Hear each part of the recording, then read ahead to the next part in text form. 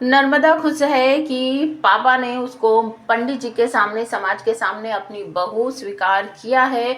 रज्जी भड़काने वाली है धीरज को और सोने का हार लेकर आई है विद्या अपनी छोटी बहू के लिए। Hey everyone, Mahadev and son serial के आज रात के एपिसोड में आप सबको देखने को मिलने वाला है कि सभी लोग मंदिर पहुंच चुके हैं और पूजा करने के लिए जैसे ही अंदर जाते हैं तो वहां पर पंडित जी पूछते हैं कि आप अपने परिवार का, अपने बेटों का नाम बताइए, उनके नाम की पूजा करवानी है। तो महादेव अपने दोनों बेटों का नाम बताते हैं, नर्मदा को अपनी बहू बोलते हैं, लेकिन धीरज का नाम बिल्कुल भी नहीं लेते हैं। पंडित जी पलट कर कहते हैं कि आपका तो एक और बेटा था ना। तो विद्या कहती है कि हाँ पंडित जी, हमारा एक और बेटा है धीरज और उसकी बहू ये है छोटी बहू हमारी। और जो बात पति भूल जाता है तो पत्नी का धर्म होता है उस बात को याद दिलाना। और इससे पहले ही रज्जी बोल रही होती है धीरज को कि देखा देखा, हमने तुम्हें बोला था ना कि तुम्हारे पापा ना तुम्हें अपना बेटा समझते ही नहीं, हमें तो ऐसा लगता कहीं कूड़े से उठा कर लाए थे, तभी तो आज तुम्हारा नाम नहीं लिया है। और तभी जब विद्या उसे अपना बेटा बोलती है तो महादेव चुप रहते, कोई पलट कर जवाब नहीं देते।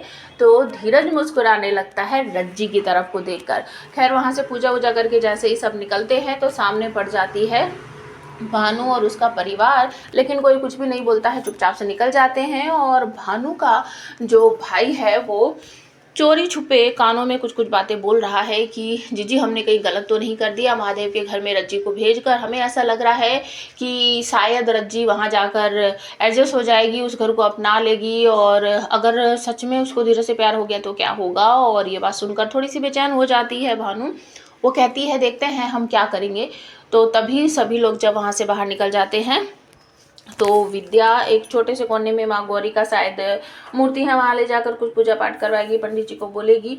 तो दोनों एक दूसरे के हाथों में कहेगा पंडित कि ये बांध दो, ये तुम्हारा सुरक्षा कवच है। और तभी विद्या कहेगी कि देखो किस्मत का खेला, ये हार हमने तुम्हारे लिए ही बनवाया था जब हमें पता चला था तुम्हारी शादी होने वाली है।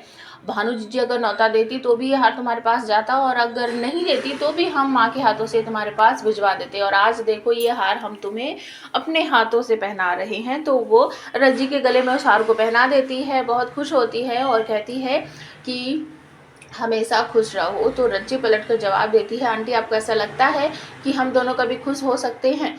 तो कहती है वो कि हाँ क्यों नहीं खुश हो सकते, जैसे बाकी लोग खुश रह सकते हैं तुम भी खुश रहो, और चाहे कैसे भी हो गई हो तुम्हारी शादी, लेकिन अब शादी तो हो गई है।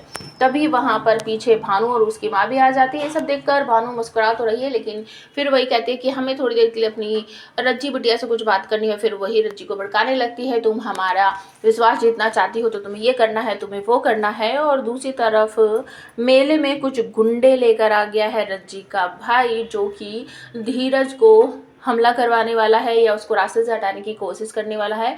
तो चारों तरफ मेले में लोग फैल गए हैं, धीरज का पीछा कर रहे हैं। एक बार तो बस चाकू मारने ही वाले होते हैं, तभी बीच में आ जाते हैं महादेव, जिसे देखकर वो गुंडे पीछे हट जाते हैं। रज्जी का बहन सबको डांटता है चाकू तुम्हें खेलने के नहीं दिया है, उसका काम भी करो। कि भैया कर देंगे आप चिंता ना करो, अभी पाल की रेस होगी ना उसमें हम मारेंगे उसको।